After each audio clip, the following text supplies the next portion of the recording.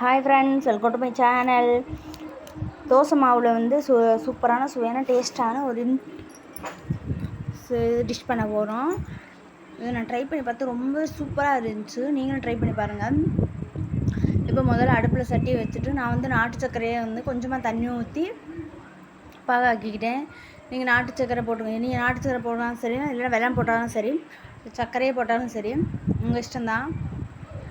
அதுக்கப்புறம் நான் போட்டுட்டு அதனால் பாகு காய்ச்சிட்டு வெளியே தனியாக நான் எடுத்து வச்சுட்டேன். அடுத்து அதே சட்டியில் போட்டு கொஞ்சமாக நெய் விட்டு தேங்காவை நல்லா ட்ரை ரோஸ்ட் பண்ணிக்கணும். இந்தளவு பண்ணிக்கணும். நான் அதே அந்த பாகு உருட்டின சட்டியில் போட்டதுனாலேயே இந்த மாதிரி ப்ரௌன் கலரில் தெரியுது.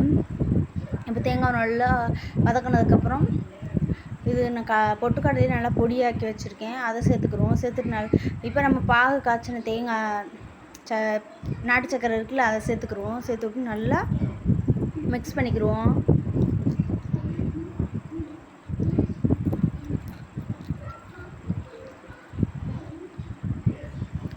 நல்லா அதை இந்த அளவுக்கு மிக்ஸ் பண்ணிக்கிட்டு கையில் எண்ணெயை தடவிக்கிட்டு உருட்டுனா நல்லா உருண்டியாக வரணும். அந்தளவுக்கு நல்லா மிக்ஸ் பண்ணிக்கணும். இப்போ நம்ம தோசை மாவு ஒரு 2 கரண்டி தேவையான அளவு எடுத்துக்கிடுவோம். எடுத்துகிட்டு அரிசி மாவு நான் ஒரு 2 ஸ்பூன் எடுத்து வச்சுருக்கேன். அதையும் சேர்த்து நல்லா கெட்டியாக கலக்கிக்கணும். கொஞ்சம் கொஞ்சமாக தண்ணி ஊற்றி கெட்டியாக கலக்கி வச்சுக்கணும். கலக்கிட்டு இப்போ அடுப்பில் சட்டி வச்சுக்கிடுவோம். அடுப்பில் சட்டி வச்சு சட்டி காய்ஞ்ச உடனே நல்லா பொரிக்கிற அளவுக்கு எண்ணெய் ஊற்றிக்கிடுவோம். சில பேர் குழிப்பணியார சட்டிலையும் போடுவாங்க, இந்த சட்டிலையும் பொரிக்க, அது நம்ம இஷ்டம்தான். அப்போ நல்லா எண்ணெய் காஞ்சிருச்சு. காஞ்ச உடனே அந்த பிரட்டி வச்ச மாவில் பாகை போட்டு நல்லா இந்த அளவுக்கு நல்லா போட்டு